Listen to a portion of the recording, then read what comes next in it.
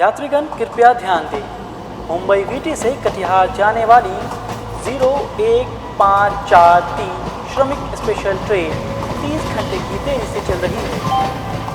May I have your attention please?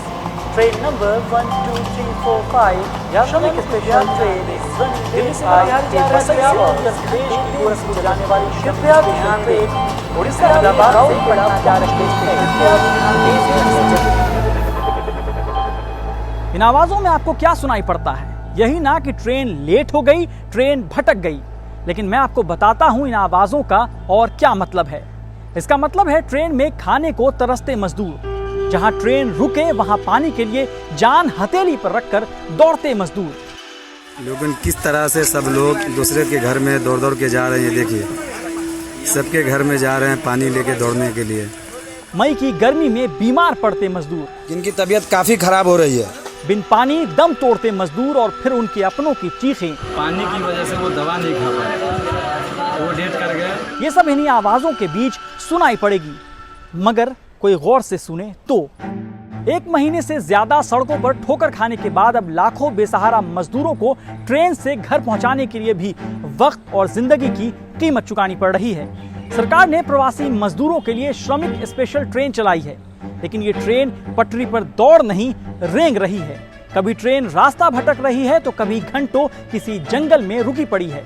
मानो इन train में बैठे मजदूर ना हो, मालगाड़ी में लदा बेजान कोयला हो, जिसके नसीब में जलना ही लिखा हो।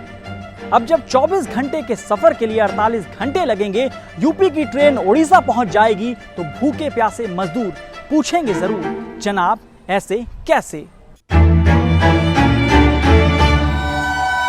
सरकारी आंकड़ों के मुताबिक 1 मई से 27 मई तक भारतीय रेल ने प्रवासी कामगारों के लिए 3543 श्रमिक स्पेशल ट्रेनों का संचालन किया, जिसके जरिए 48 लाख यात्रियों को उनके राज्य पहुंचाया गया।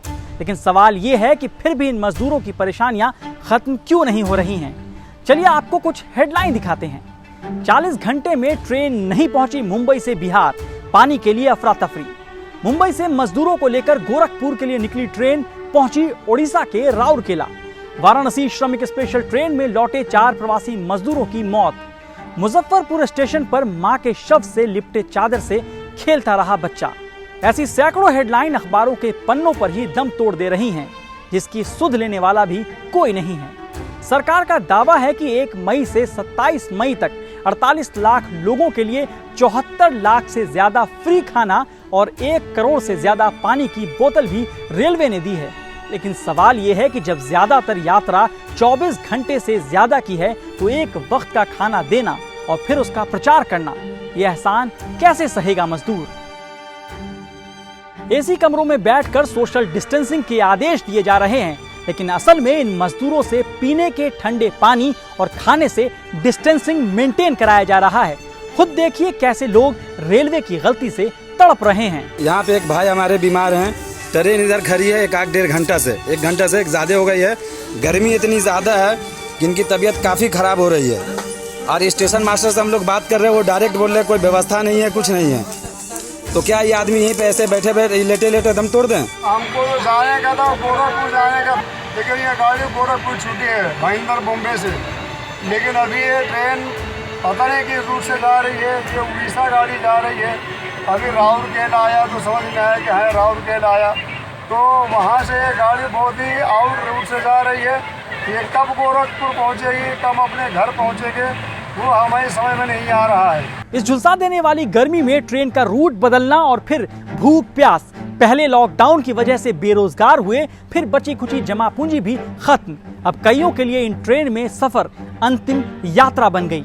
अब रेलवे का तर्क देखिए, ट्रेन भटकी नहीं, रास्ता आसान किया गया है। लोग भूख से नहीं बीमारी से मर गए हैं। आग्रह है कि इस तरह की गलत खबरों को ना फैलाएं। सब झूठे हैं तो फिर रेलवे के ट्विटर हैंडल पर भूख प्यास, ट्रेन की देरी, बीमार, गर्मी, सैकड़ों शिकायतें आ रही हैं। वो क्या हैं? कोई कह रहा है पानी दे दीजिए नहीं तो मर जाएंगे। कोई कह रहा है 7 घंटे से ट्रेन किसी जंगल में रुकी है, सुबह से खाना तक नहीं मिला।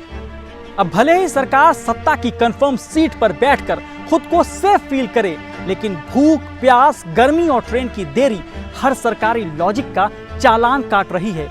इन मजदूरों की बेबसी बता रही है कि सरकार, रेल मंत्रालय और सिस्टम सब अपने ट्रैक से भटक चुके हैं। और अगर सरकार अब भी पटरी पर नहीं आई तो जनता वोट का चेन खींचकर चुनावी ट्रेन रोककर पूछेगी, जनाब ऐसे कैसे।